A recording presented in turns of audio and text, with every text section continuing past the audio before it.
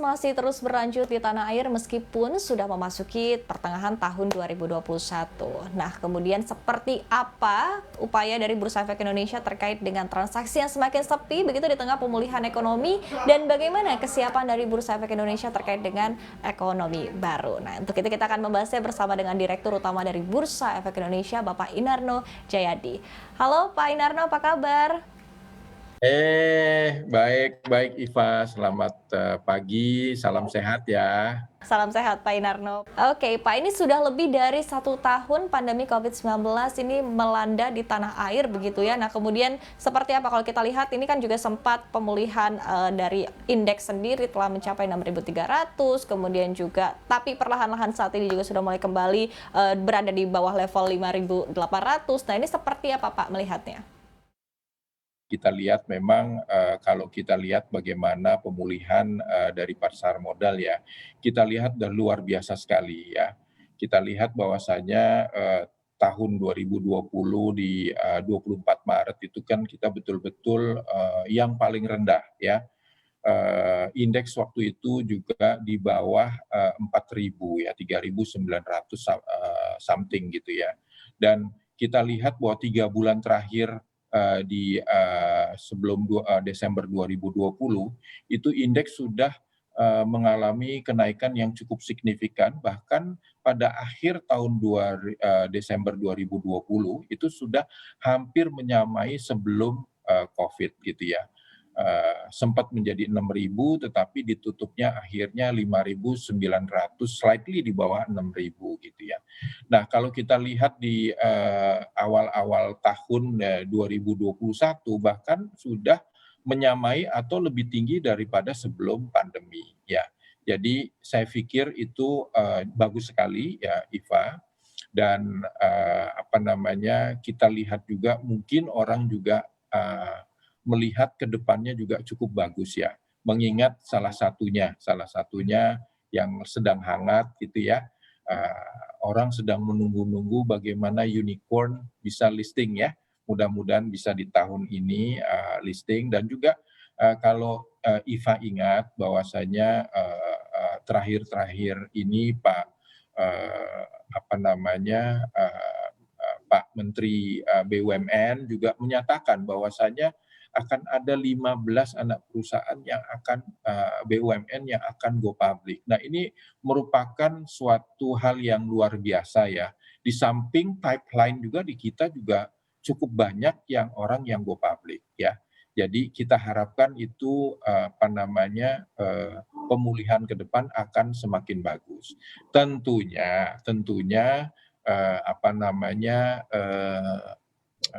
vaksin dan COVID-19 itu bisa kita kendalikan. Di luar itu pasti optimis bisa bagus gitu ya Iva. Oke. Nah Pak, kalau kita lihat memang dari segi transaksi nih Pak, di awal-awal tahun 2021 ini transaksinya juga sempat luar biasa hingga 20 triliun begitu satu hari. Nah tapi semakin ke tengah saat ini juga semakin tipis begitu Pak transaksinya di bawah 10 triliun begitu. Nah ini seperti apa sih Pak melihatnya? Apakah memang apa ini yang menjadi sentimen dari para pelaku pasar? Kemudian juga apakah ini memang para pelaku pasarnya tengah menunggu dulu nih Pak karena ramai yang akan IPO, ada BUMN, kemudian juga ada unicorn. Nah ini seperti apa nih Pak? Apa yang menjadi landasannya? Ya. Jadi memang itu ada beberapa faktor yang mempengaruhi ya. Tentunya orang juga menunggu-nunggu seperti yang kamu bilang BUMN, atau yang paling dekat mungkin unicorn gitu kan, karena jumlahnya besar dan antusiasmenya luar biasa daripada masyarakat gitu. Dan mungkin juga ada beberapa institusi lokal ya, mungkin institusi lokal yang belum masuk saat ini ke bursa. Nah, itu semuanya berpengaruh terhadap RNTH kita dalam waktu belakang-belakangan ini. Namun kita ingat juga ya, kalau kita kalau kita lihat gitu ya Iva, bahwasanya RNTH walaupun turun, per April ini kita itu masih jauh di atas daripada pencapaian tahun lalu loh ya. Kita ini per April itu masih mencatatkan rata-rata adalah 14,23 triliun ya rata-rata hariannya. Dan kamu ingat bahwasanya tahun 2020 kemarin itu 9,1 T gitu ya. Jadi rasanya sih ini cukup bagus dan ke depannya nih saya harapkan ini hanya sementara saja. Oke, Pak, kemudian di tengah masa pandemi yang perlahan-lahan juga sudah mulai vaksinasi dijalankan, kemudian juga kasus juga sudah mulai berkurang begitu di dalam negeri. Nah, apakah dari segi otoritas bursa sendiri ini nanti akan mulai melonggarkan nih Pak aturan-aturan yang ada, seperti misalnya auto reject atas, auto reject bawah. Nah, ini seperti apa nih Pak? Kira-kira kapan akan berlaku normal lagi begitu? Begitupun juga dengan jam pembukaan perdagangan? Oke, oke, oke. Jadi memang selama pandemi ini kita ada beberapa kebijakan khusus ya, terutama terkait dengan emiten, terutama terkait dengan perdagangan ya seperti yang Iva katakan gitu ya. Ini kita semuanya dan juga untuk untuk ini apa namanya untuk audit gitu ya. Itu semuanya itu kita pada saat pandemi membuat kebijakan-kebijakan ya. Seperti misalnya mungkin ya sebelum kita menjawab pertanyaan Iva, bahwasanya yang terkait dengan emiten itu ada laporan keuangan tahunan ya. Laporan keuangan tahunan kita lakukan, ada relaksasi, ada pengunduran selama 2 bulan gitu ya. Lalu laporan keuangan triwulan 1 juga ada penundaan atau relaksasi selama 2 bulan. Laporan keuangan tengah tahunan itu 1 bulan dan laporan keuangan triwulan 3 bulanan itu selama 1 bulan juga dikenakan relaksasi ya. Nah, terus yang berikutnya kalau dari perdagangan seperti yang Mbak Iva katakan, kita ada beberapa kebijakan-kebijakan ya. Short sale kita larang dari sejak awal bulan Maret ya. Lalu tanggal 11 Maret 2020 yang saya ingat di catatan saya itu juga mengenai trading halt. Kalau dia turun 5% akan ada trading halt untuk 30 menit gitu ya. Lalu yang tadi Iva juga katakan mengenai auto rejection bawah itu 7% itu juga kita laksanakan ya. Dan juga waktu perdagangan kita yang instead of sampai jam 4 kita undur atau kita majukan ya, kita majukan menjadi jam 3 ya. Nah, itu semua masih kita berlakukan. Kenapa? Kenapa? Tentunya kita juga mereview setiap saat gitu ya, Iva. Tetapi kenapa kita masih mempertahankan? Karena Iva juga tahu bahwasanya kita masih berjuang dengan pandemi. Segala sesuatu juga masih bisa terjadi gitu ya. Amit-amit jangan sampai terjadi seperti kayak di India gitu ada bom kedua segala macam. Mudah-mudahan tidak terjadi di sini. Tapi kita kan juga nggak bisa nggak bisa kita harus mempersiapkan untuk hal itu. Oleh karena itu saat ini kita masih akan tetap kebijakan-kebijakan tersebut kita jalankan, tidak ada perubahan sambil kita review gradually setiap periodik gitu ya. Oke, ini kira-kira sampai kapan ini Pak aturan ini akan tetap diberlakukan begitu? Apakah ada indikasi-indikasi tertentu begitu ketika misalnya sudah berapa persen masyarakat Indonesia sudah tervaksinasi atau misalnya sudah pemulihannya juga sudah terlihat lebih jelas begitu? Nah, ini seperti apa Pak indikasi-indikasinya sampai aturan ini akan dicabut?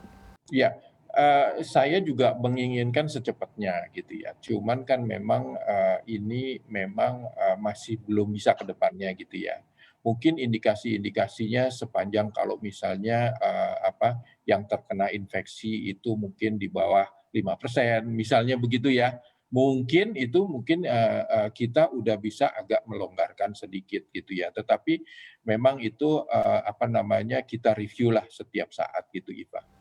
Oke, kemudian aturan short selling sendiri ini kan kemarin juga sempat ya Pak ya, sekitar bulan Februari begitu ada berita akan segera dibuka begitu, tapi kemudian akhirnya dibatalkan. Nah, ini kenapa nih Pak? Dan kira-kira kapan untuk short selling ini bisa diberlakukan kembali? Sama. Short selling ini kan kita nggak mau juga kita one sided gitu ya. Pada saat orang panik, semua orang memanfaatkan dengan hal itu gitu ya.